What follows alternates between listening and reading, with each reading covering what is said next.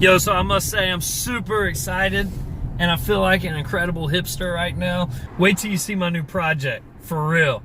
It's sweet and it's totally unexpected. Yeah, this is it right here. This is a 1994 Weber. Model name is Genesis 1000. Puma likes it. So the grill that I had was humongous, so that's the reason that I got rid of it. And I thought, well, I'll just pick up another grill until I get ready to build my outdoor kitchen.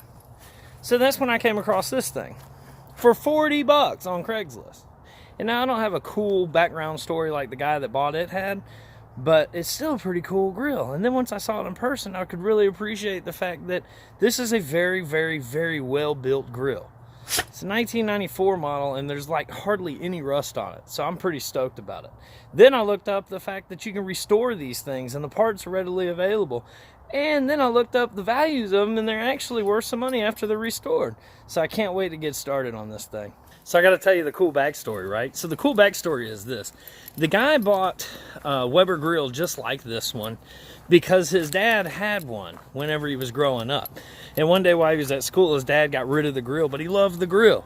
So that's why he got one. Well, then he restored it. Check out this picture.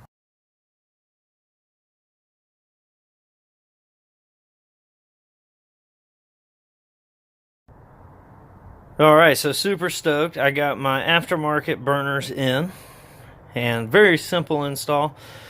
There's supposed to be some guide bolts right there on the edges. As you can see, mine, evidently they took them out when they put the wrong size burners in it last time. Nonetheless, these are some aftermarket burners that I got off of Amazon. Nice fit, very easy install. Let me show you.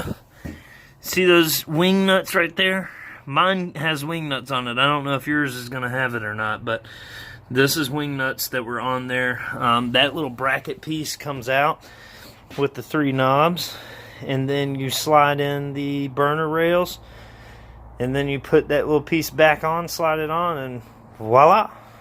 And it should work. Let's test her out. Boom. Look at that. We got fire. Yes, sir. We got fire. Alright, so now we got it on. I'm going to let it sit here for a little while and heat up to get all the newness, I guess, off of these stainless steel flavorizer bars and the new burners that I got. But everything's working beautifully. I can't wait to cook some chicken on this thing tonight. That's my makeshift table for right now until I can get the actual wood to replace it. Funny story is I actually bought another one of these identical grills off of eBay. Won it yesterday, as a matter of fact.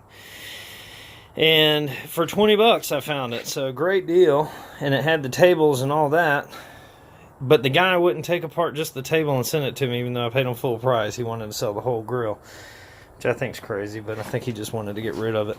I'd really enjoy to get the grill, but it's in Illinois, so too far. I'm in South Carolina. Another fine innovation of this fantastic grill. These. Check this out. A thermometer that it's got its own spot. That's remarkable, man. Attention to detail. Weber, 1994. It's wild.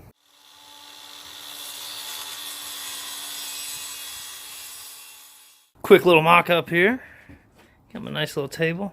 So I've spread those out. What they are is they're pallet boards actually cut in half. And I've got this, which is another shorter one cut in half. As you can see, this one doesn't have any stain on it. But that's going to go up underneath there once I'm done staining them, and then nail it all together. And I'll have me a little removable table. Pretty dope.